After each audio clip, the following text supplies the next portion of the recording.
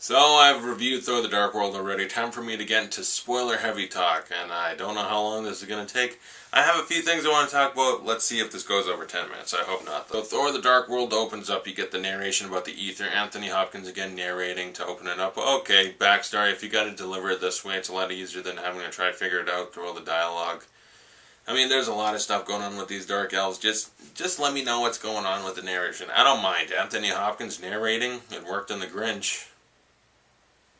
I didn't think I'd be referencing The Grinch in this review. Then you get some of Jane Foster on Earth. Thor, go pick her up and take her to Asgard so she can see what's going on. And Natalie Portman. And I know I'm not exactly super positive about Natalie Portman in both these movies because she truly doesn't have much to do. She's there and she kind of just watches stuff unfold. Kind of like Pepper Potts in the Iron Man movies. But at least there she was managing the company and stuff. Poor Natalie Portman doesn't have enough to do in these movies, but look incredibly good. Okay, so that's why Thor picks her. He could have picked Sif though, because she looks good and she also swings a sword very nicely. And you get to learn about Malekith, and yeah, he's kind of boring. I mean, the ether, it's fine. Okay, so it's almost kind of like the symbiote in Spider-Man, where it takes over the host and makes them a lot more powerful, magnifies their power. Is that an apt description? I thought it was when I said it. I don't know. It was fine. I mean, as a power, the Tesseract was kind of cooler. You get your battle with Thor. He's introduced in this giant battle, which is awesome to just see him beat people up. And I love that he just shows up and they've got this big creature. He's like, I accept your surrender. And he doesn't, so he just boop the guy's dust and then everyone else just gives up. It's like, that's funny to see Thor. I like it that he's a little cocky but not overly arrogant like in the first movie where he had to learn humility. In this one, he enjoys it just enough that he is an ultra badass that can't be stopped. I mean, you can't hurt him, but I mean, he's got Mjolnir. All he has to do is lay it on your chest like Loki in the first movie and you ain't going nowhere. Frickin' Hulk couldn't move that thing. Then Jane gets the ether like taken over her and she's kind of messing people up when they try to touch her, and so they got to get out of her. Malekith gets to do it. Malekith wants to take it from her. They have their little fight thing, and unfortunately Thor's mama dies. Rene Russo gets taken out, and I thought, man, she got an awesome sword fight and I was excited to see her kick more butt, but she dies. But it serves the story, so I wasn't just like, oh sure, she does something and she's gone, because then it shows that Loki's actually heard about this, because he's trying to present himself with an illusion that he's just fine with it and he's not even sad, but then he reveals his true self and he wants revenge, he's mad. So Thor and him get to team up, they go to the Dark World, another one of the realms, and they have a fight. And that illusion where Loki chops off Thor's hand and all that, I knew it was an illusion. I was like, this is pretty wild. And when I saw Thor get his hand chopped off, I was like, whoa!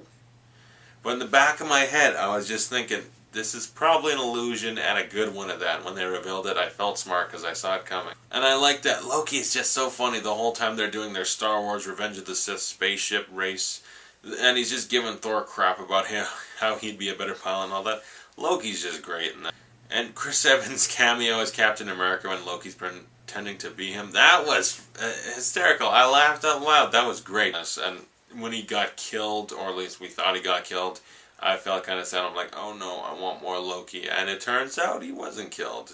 So I also kind of saw that coming. They give it away because you see the guard and you're kind of like, oh wait, that's Loki. You get the awesome villain Curse. That frickin' guy, he's scary, and I love seeing him just whoop everyone. And when Thor took him on, I kind of expected Thor to take him out pretty easy, and the fact that he was able to beat up on Thor as much as he did was pretty cool.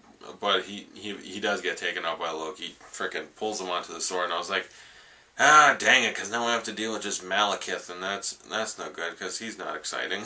And eventually you get to the awesome end fight. Kat Dennings actually has something to do. She's got to help set up these perimeters, which teleports them eventually. They're going through different realms when Malekith and Thor are fighting.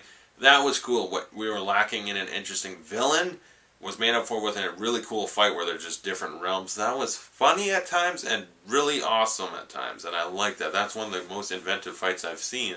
So that end fight was pretty cool. Thor takes him down.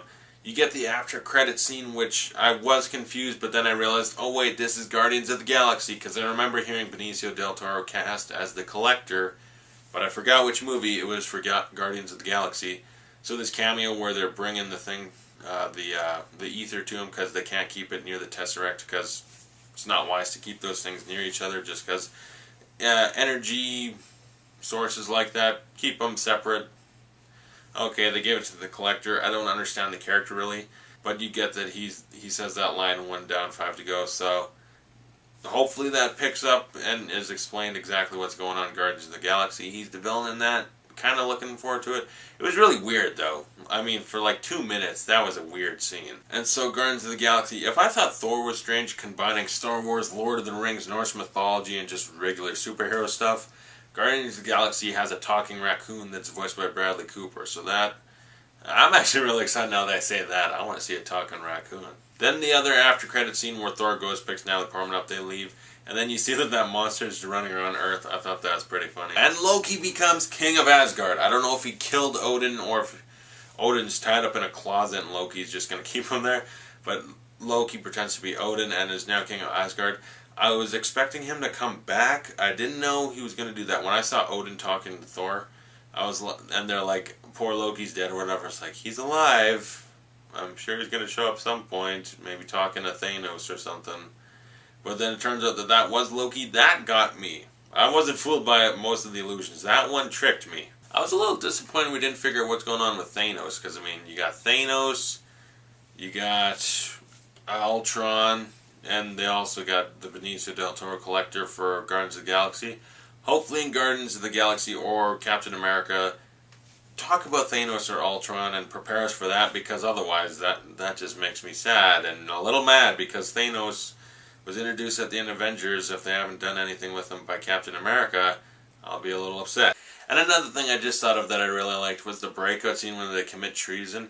First off, that's a good scene for Idris Elba, who I didn't mention in my other review, but he's good as always. Idris Elba, great. In this movie, he had some fun moments. But when they're breaking out, I thought that was really funny, the way they're cutting back and forth between their planning and then actually executing it. And it was a really funny breakout, all the stuff that went on. I liked it. It was a clever way to tell that. Comment below if you have anything to say about Thor the Dark World. And thanks for watching. I'll see you guys next time when I review Ender's Game. That came out at the beginning of November also, like Thor the Dark World. And I don't know why. And in the spirit of the holidays, I'm going to upload a video about my favorite Christmas movies and a couple movie reviews that aren't exactly Christmas movies, but they're things I'm going to do because it's Christmas. I've got 5 movies in particular that I want to review just as a Christmas gift to my subscribers. They're not, I would have reviewed them anyway, but because it's Christmas, I'll try to crank them out now. And I'll tell you 2 of them. The other 3 I'm going to keep a secret. The first one, RoboCop, because the remake's coming out in February, I think. And rather than waiting that long, I'll just review it for Christmas because I actually watched it recently. And the other one, it's not just one movie. I'm going to try finish up my review of all the other Halloween movies. I might try to do that in January though, maybe. But, you know, Halloween, H20, Resurrection, the 2 Rob Zombie remakes, I think I can review all those within like 2 days or so. So I'm going to try that. The other 3, I'm going to keep a secret, but I'll give you hints. So if I've mentioned it in videos, maybe you'll catch on. 2 movies from my childhood that one I love, like it's my favorite movie of all time, and the other one I really like, I think it's pretty fun. And the last movie is a movie I only discovered recently, but it came out in like the year 2000, and it's become one of my favorite movies of all time. It's kind of defined me as a person, and it's shaped me into who I am today. And I'm not going to tell you, but if you think you know what it is, comment below and tell me what your guesses are, and I'll reveal those movies probably in my basement tour video, which I'm also going to be doing soon. I'm going to show you my basement, because I think I talked about it in a couple videos. It's going to be pretty cool if you don't know anything about it. Alright, thanks for watching. I'll see you guys later.